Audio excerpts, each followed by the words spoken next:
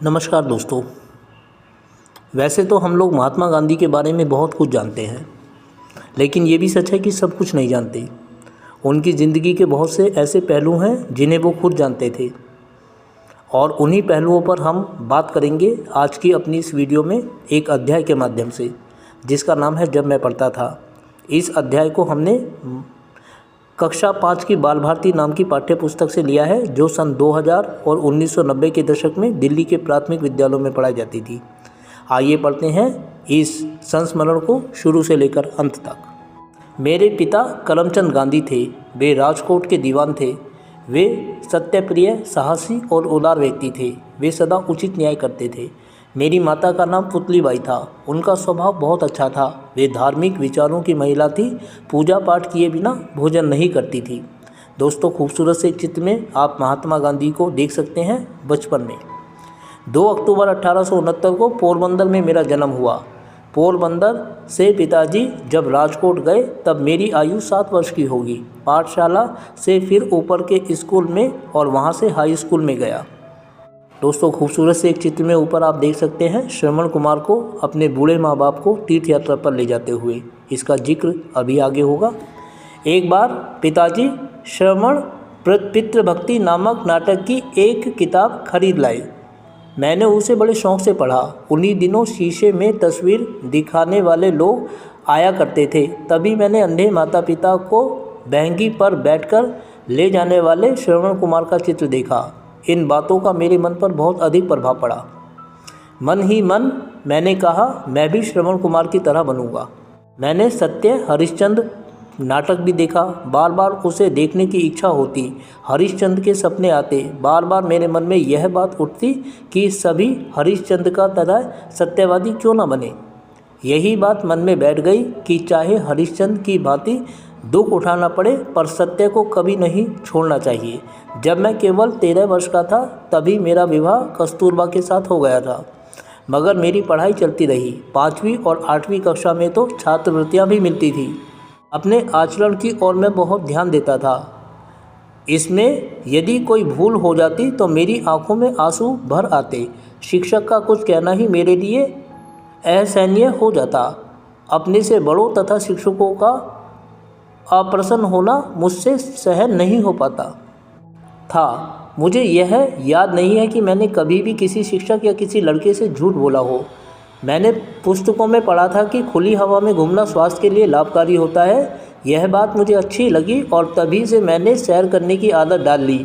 सैर करना भी एक प्रकार का व्यायाम ही है। इसमें मेरा शरीर मजबूत हो गया। एक भूल की सज़ा मैं आज तक पा रहा हूँ। पढ़ाई में अक्षर अच्छे होने की ज़रूरत नहीं, यह गलत विचार मेरे मन में इंग्लैंड जाने तक रहा।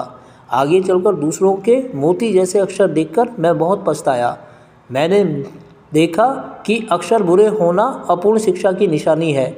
बाद में मैंने अपने अक्षर सुधारने का प्रयत्न किया, परंतु पके घड़े पर कहीं मिट्टी चढ़ सकती है। दोस्तों, एक खूबसूरत से चित्र में आप देख सकते हैं बालक को गोद में उठाए हुए सत्यवादी राजा हरिश्चंद्र को। सुलेख शिक्षा का जरूरी अंग है। उसके लिए चित्रकला सीखनी चाहिए। बालक जब चित्रकला सीखकर चित्र बनाना जान जाता है, तब यदि अक्षर लिखना सीखे तो उसके अक्षर मोती जैसे हो सकते हैं। मेरी संस्कृत शिक्षक काम लेने में बड़े सख्त थे। फारसी के शिक्षक नरम थे। विद्यार्थी आपस में बात करते कि फारसी बड़ी सरल है। यह सुनकर मैं ललचाया और एक दिन फारसी की कक्षा में जा बैठा। यह देखकर संस्कृत शिक्षक ने मुझे बुलाया और समझाया, तुम्हें संस्कृत पढ़ने समझने में कोई कठिनाई हो तो मुझे बताओ। मैं तो सब विद्यार्थियों को अच्छी तरह संस्कृत पढ़ाना चाहता हूँ। आगे चलकर उसमें रस ही रस है। देखो, हिम्मत ना हारो। तुम फिर मेरी कक्षा में आकर बैठो। मैं उन शिक्षक के प्रेम के कारण इनकार ना कर सका। आज भी मैं उनका उपकार मानता हूँ, क्योंकि आगे चलकर मैंने समझा कि संस्कृत का अच्छा अध्ययन किए बिना ना रहना चाहिए। मैं हाई स्कूल में मंदबुद्धि विद्यार्थी नहीं माना जाता था, पर जहाँ तक याद है मुझे कभी अपनी होशियारी का कोई गर्व नहीं रहा। इनाम या छात्रवृत्ति पाने पर मुझे आश्चर्य होता था, लेकिन अपने आचरण की मुझे बड़ी चिंता रहती थी।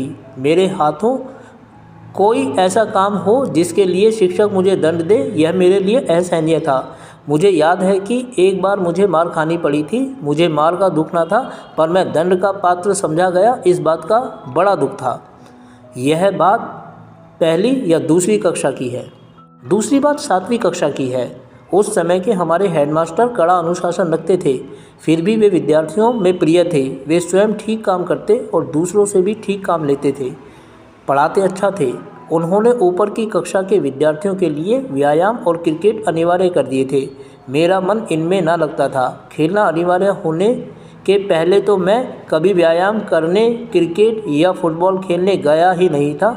यहाँ ना जाने में मेरा संकोची स्वभाव भी एक कारण था। अब मैं यह देखता हूँ कि व्यायाम के प्रति यह अरुचि मेरी गलती थी। उस समय मेरे मन में यह गलत विचार घर किए हुए था कि व्यायाम का शिक्षा के साथ कोई संबंध नहीं है। बाद में समझा कि पढ़ने के साथ साथ व्यायाम करना भी बहुत ज़रूरी है।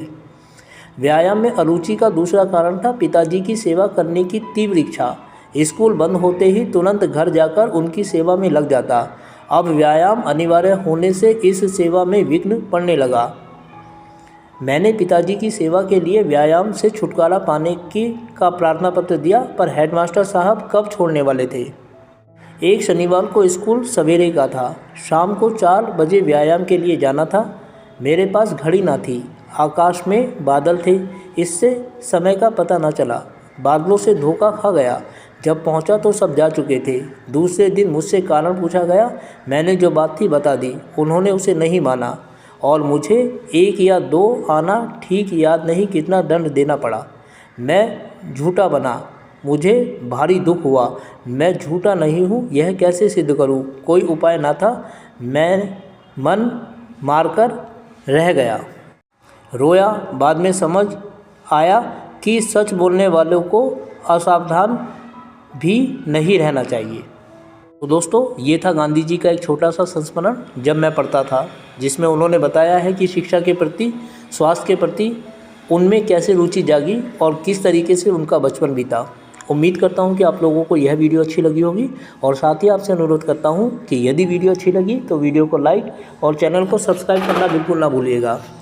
इसके अलावा बहुत जल्दी आपके सामने ऐसी ही दूसरी वीडियो लेकर मैं हाजिर होता हूँ। तब तक अपना ध्यान रखें। वीडियो को देखने के लिए आपका बहुत बहुत धन्यवाद।